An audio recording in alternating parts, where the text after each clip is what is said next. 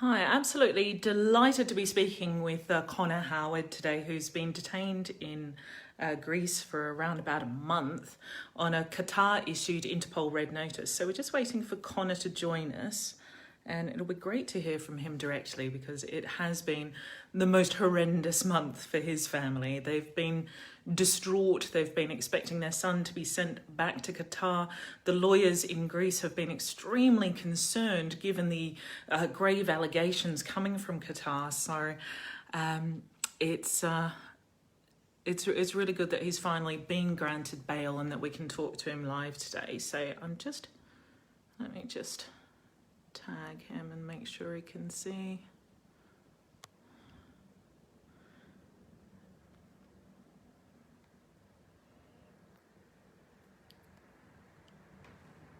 Anyway, just give us a moment to hook him up.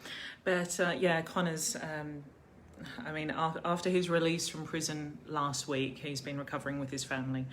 And it just really reminds us how stressful these situations are. It's all fine when they're released eventually and they're allowed to go home, but I don't think that much thought is really given for what they have to go through during the time that they're in prison. And the fact that they generally don't receive any compensation from Interpol or from the country who has issued the Interpol notice, usually wrongfully and usually without cause.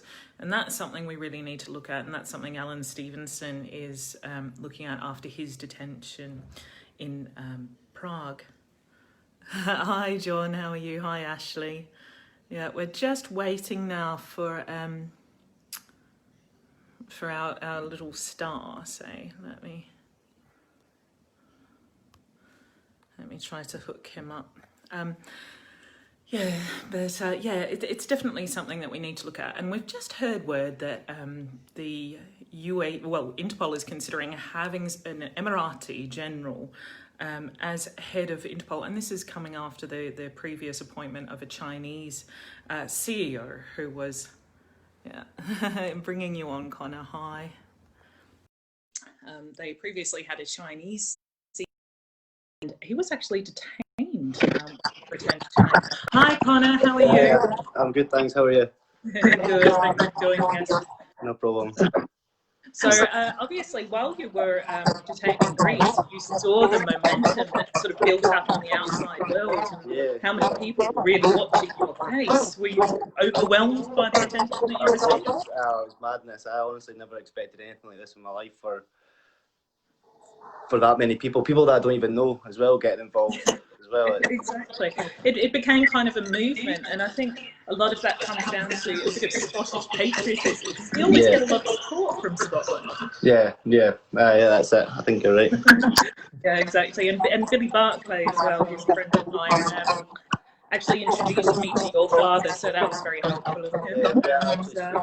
Yeah, I mean, look, we're glad that you've been bailed now, but we've still got, 5 more weeks of waiting for the next hearing, and obviously you can't relax at all in Greece. How are you going? No, obviously it's a lot better than being in prison, but you're still on the edge. I mean, it's obviously I just want to get home now. Yeah, and I mean, you were coming back from Australia. You've been there a while, travelling. Basically, you bought a herb grinder. It was a gift for a friend. Yep. It was bought legally in Australia. It was pulled up as something a bit bizarre in Qatar, but the authorities looked at it. They performed a drug test on you, which came back negative, and ultimately, within just a few hours, Qatar decided to let you go, that you could return to Scotland, and that there wouldn't be a problem in the future. They gave you back your passport, you were on your way, and you didn't really think about it again, did you? No, never. Like, if I knew there was going to be an issue with it, I wouldn't travel abroad without checking it up or trying to organise or trying to sort it out. You know? Yeah, exactly. I don't think you would be heading to Greece if you thought for a moment that you could be on the Interpol database. Yeah, exactly. Yeah. So, I mean, you must have learned quite a bit about Interpol and extradition during the past month, and it must have become as quite a surprise that someone like you could end up as an Interpol fugitive over a herb grinder. Yeah, that's crazy. Absolutely crazy. I didn't think anything of it until this happened. And what have your friends said about that? They must be yes. surprised about that as well. Oh, yeah, everybody's just shocked. Everybody is crazy. I'm getting some of them are trying to make a joke about it, obviously, but like just trying to make light of it all as well. But yeah, everybody's shocked.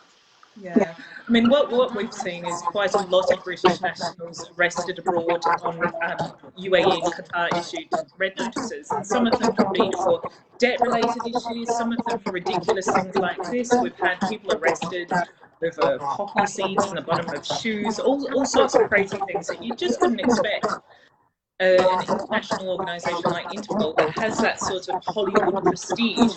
You just wouldn't expect that they would be caught up in being used by these Middle Eastern countries to essentially extend their powers and extend their borders so that they can actually have British nationals arrested abroad, in Europe, in America, Canada. And that's a real abuse of power. And particularly with Qatar, they've been one of the most abusive users of the Interpol database over the past 2 years.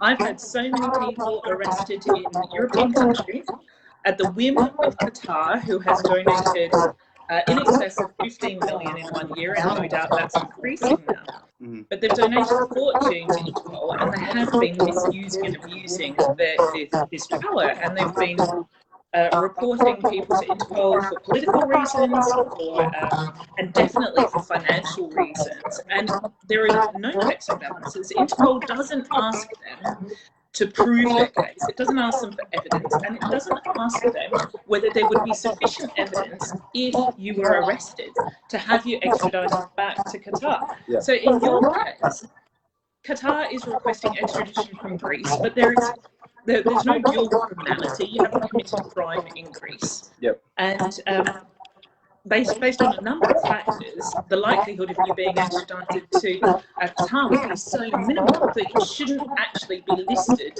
on Interpol in the first place, because it's kind of an abuse of power that they arrest you in Greece, put you through this whole process, waste Greek taxpayer money, waste, well, obviously Scotland supporting you, the FCO. You've got a lot of people involved in what is essentially an abusive process. And when it comes back that you shouldn't ever have been arrested in the first place, who is going to pay for that? Yeah. Yeah, I mean, you might have seen we had someone arrested in Czech recently, again, UAE Qatar notice, and it was ruled that it was against his human rights to have him arrested in that country in the first place. So Czech would actually give him compensation for that, but it's not enough. When you have people detained and arrested, some of them, you were fortunate in that you got bail, but there was a chance that you wouldn't get bail. Yeah, exactly. And then you would have been kept, this entire time waiting trial. And then eventually they would say, "Oh, sorry, Conor, it was a mistake. You can go." And obviously that's just not good enough, is it? Can you imagine that? Every day in there feels like a week, or a month. It's crazy how much it goes on. And when I first heard that I was getting postponed, I thought immediately that I was going to be staying in prison, and it's heart sinking. And I mean, we spoke briefly after your release. You said that the conditions, obviously were a little substandard, that you weren't allowed access or communication, limited communication anyway. And it was a really distressing time for you. Yeah, of course. And I mean, obviously your lawyer's also worried that usually when you have an extradition treaty with another country, extraditions are expedited. So I think your lawyer was very worried that, Qatar just clicked their fingers and said, "This is a drugs case." And he was concerned that Greece would just turn around right away and send you back. And I think that's largely because of, commercial investment relations with Qatar and with Greece, and Qatar trying to extend its goodwill, export its goodwill essentially on a commercial basis to European countries. So that was also a concern. But luckily, I mean, obviously we've been supporting you, and you've had Penny, who's been fantastic. So he's sort of raised it with the FCO, and the FCO hopefully raising it with Qatar. But that's something that we're looking to pressure, because I think the British government just doesn't do enough in these situations. I mean, how's your family reported back to you about how helpful the British government has been? To be honest with you, I've not really heard much about the government. It's all been with yourself, Kenny, and my lawyer, really. Apart from that, not much else. Obviously, the media and stuff like that has helped as well to highlight things as well. But yeah. Yeah, I mean, without that media, often it's difficult to get governmental support as well. The SEO will be less interested.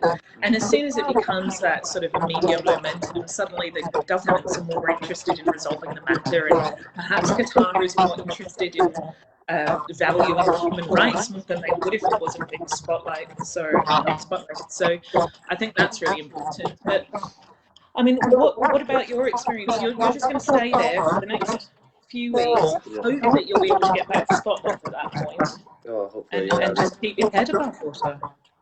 Yeah. There's nothing much else I can do really, because I am stuck here. Like I can't go home. I can't really do much. Really. I need to obviously register at the local police station every 1st and 16th, so they know that I stay here. Like, which I wouldn't be going anywhere anyway, because it'd be stupid for my case. Yeah. But yeah, I just hope that on the 4th of November that it gets resolved and I can get home, see like other bits of close family as well that can make it out here as well. With it being the current climate with the pandemic going on, like obviously a lot of people can't make it out, so I can't see a lot of people, even though I can. It's better being able to speak to them on the phone and stuff like that. Yeah, and how's your family doing now? Obviously my mum and Rob are a lot more relaxed. Like they can actually chill out a little bit. But everybody's still a bit worried because the circumstances. I mean, the thing is with you, it's not like you would have travelled through Qatar if you thought that a herbicide was going to cause such. No, not at all.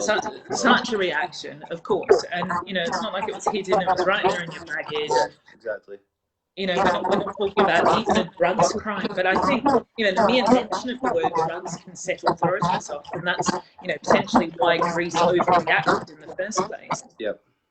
In some cases, they've driven bail a little bit faster, within a couple of days. So this one, I think Qatar just went, oh, it's drugs, and Greece freaked out. And then when they realised, when they actually see the interval numbers, and they actually see the evidence that Qatar's submitting, which is basically none, they're going to regret having not given you bail in the first place. Exactly, because obviously all these years is a drugs Interpol, so straight away they're like, okay, it might be something bigger than what it is, than what I'm saying.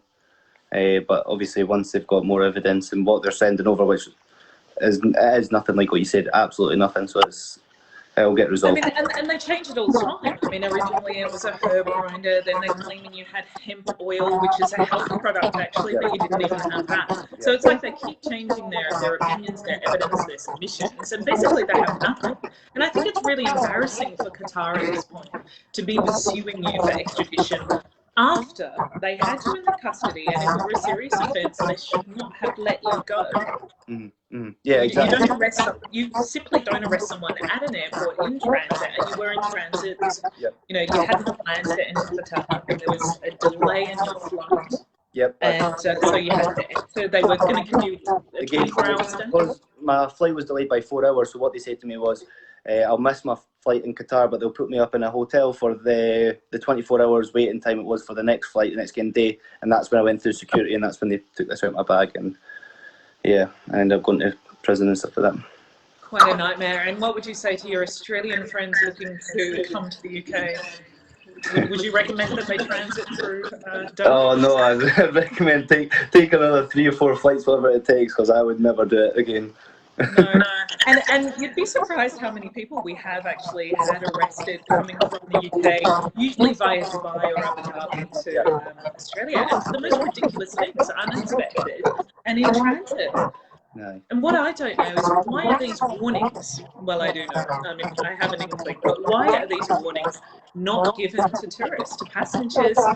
I mean, if anything, we're promoting these countries as better hubs than Singapore and Bangkok. Yeah. We're actually saying to people, actually, it's easier to go via Dubai, Abu Dhabi, Doha. Yeah. But with that comes zero warning. And it's not that you're doing something illegal. It's not that you were ignorant of the law. It's not that you broke the law or anything like that. It's just the way that law was interpreted at that moment in time. Yeah. They might have looked at this herb grinder and thought, personally, they find it unacceptable. It's not forbidden in the law of Qatar to carry a herb grinder. Right. So it's this kind of subjective enforcement of the law that puts people at risk. And I mean, the other thing that we see a lot of is arrests for pharmaceuticals, say sleeping pills or back pain, codeine, prescription medicine. People get arrested for on the way to Australia, just in transit. So it's all of these different things. Products that are legal at the destination and at the departure end, but are not necessarily, or a grey area in the Middle East. And I think that that really needs to be brought to people's attention, because should warn you, like, it's okay, but when you get to that side, it will be seen as illegal or is illegal. I mean, if you got on the plane, or before you got on the plane, if you're at the airport in Australia and they said, look, the following products are illegal, do you have them? You'd take them out, wouldn't you? Yeah, exactly. Straight away you would. It's not as if it's like anything high in value or sentimental or so like I would have straight away chucked it away. Oh, no problem. Like, if it's going to cause trouble, like, it's not anything worth that much to me, you know? Exactly. And I mean, there could be things that, well, this is technically legal, but it might cause you some problems. So the smart thing is just leave it behind, and you still would have done that. Yeah, of course. Yeah, people aren't going to voluntarily put themselves at risk of being arrested in the Middle East. Yeah. One would hope. Anyway, so to your friends in Australia, do not travel via Qatar. Anyway, this sends a really clear message. Yeah, the risks are incredible, and it's not even that. I mean, you're lucky that you didn't end up staying there for a year. You could have been arrested, detained. You could have been convicted without sufficient evidence of a crime that is essentially not a crime, and you wouldn't have been able to obtain sufficient legal representation, because the justice system in Qatar is so biased towards whoever's making a complaint, and certainly in this instance, it would be a complaint by the state. So I don't think you would have got a fair trial there, and you would have been probably locked up for that 1 year had they decided to pursue that, maybe even more. And we actually had 2 British nationals stuck in Qatar prison at the moment, and these are innocent people that, they didn't have evidence against them or anything like that. So they've been absolutely rotting over there, no medical attention. All sorts of issues are happening in Qatar, and the British government isn't talking about it enough. And I think, you're fortunate to have not been there, but it's very important that we impress that upon the Greek courts, that, if they extradited you back to Qatar, you would be subject to human rights violations, to unfair trials. But it's not a country that we, as European countries, can be supporting. And in fact, we shouldn't even really have extradition treaties with these countries while they're not valuing human rights, and while you can't get a fair trial, and while they've still got all of these problems, and they're essentially abusing our process, abusing Interpol, abusing extradition, abusing people like you. Yeah, I've seen firsthand how bad the conditions are there. It's really not right. It's not okay at all. Because you were there, was it a police detention facility? Or? Well, the guys that were in my cell had said to me that they'd been there for around 6 months up to a year. So I'm guessing that it wasn't just a detention cell; it was within the prison. Okay, and you were there for how long exactly? I was in police custody for around, I think it was about 22 hours. I'd say around 12, 13 hours of that I was in the cell. Well, that's sufficient time for them to decide whether they want to prosecute you or whether they want to let you continue to travel home. Yep. And they made that decision. They let you travel home. They have absolutely no right to try to extradite you back to Qatar. But definitely, we've had so many complaints coming from Qatar about conditions there. People are being deprived of lawyers, medical attention, access to embassies, evidence when clearly presented to a judge is not being taken into account if it's coming from essentially the victim in these situations. So it's got some huge problems, and I think Qatar has got a little free ride because of the issues with the UAE, because of this blockade. Qatar has actually attracted a lot of sympathy. So we've kind of been nice to them about human rights. And we've said that, you know, there's a lot of organisations out there commending them for making these improvements to human rights, but frankly, I'm not seeing them. And the reality is that they are a huge human rights abuser, and that they have British nationals detained unfairly at this point, and they're not responding to British government pressure to release those people or to independently review that evidence that's in front of them. So this is not a country that is on at the same wavelength that should be treated with respect. Their evidence that they're presenting to courts like Greece should not be treated as sufficient evidence. It hasn't gone through the evidentiary kind of process that we're used to in Britain. So that's a really important factor to take into account as well, that evidence can be manufactured and it's not going to be subject to any sort of third-party scrutiny. But thanks, everyone. Hi, Billy, thank you for tuning in and introducing me to Conor. Yes, yeah, thank you. Thank you, Billy. Yeah, and thanks to everyone in your amazing Facebook group. We've got so much support there. Yeah, I know, it's been amazing. Honestly, it has been amazing. It's hard to get round and thank everybody because there's been that many people involved. And it's exhausting as well. And you do need that time to recover, but there's been such phenomenal support for you. I think there have been raffles and all sorts of things. Yeah, there has been. I think there's a group of my friends that are all climbing Ben Nevis this weekend as well. And they've got a big banner with seeing Conor Howard on it and stuff like that. So yeah, I mean that really is phenomenal. I'm so impressed to see that, and they really got together so quickly as well, didn't they? I mean, the momentum of support in your case, it was amazing. Yeah, it's good. It's So really yeah, good. and I spoke to some of your friends as well when you were detained, and yeah, that's fantastic. Yeah, So thank you to them. I hope they're doing. But anyway, we're going to be working really hard on your case for the next few weeks. I'm going to be giving expert testimony to the courts in Greece, working with your lawyer, and working with Kenny to really lobby the FCO to intervene diplomatically in Greece and also Qatar, because Qatar, you know, this is, as I said, this is not the first time. This is a repeat abuse of British nationals by Qatar, and it's about time that the FCO actually stood up to them and said, look, this is not on. So we're going to be doing a lot of lobbying and obviously the expert testimony and the legals on this case, and hopefully then in a few weeks we'll hear the good news. Hopefully, fingers are crossed. In the meantime, you know, yeah, try to enjoy a bit of a break in Greece. Yeah, I will do. Right. Okay. Nice talking to you. Yeah, you too. Thank you. Bye.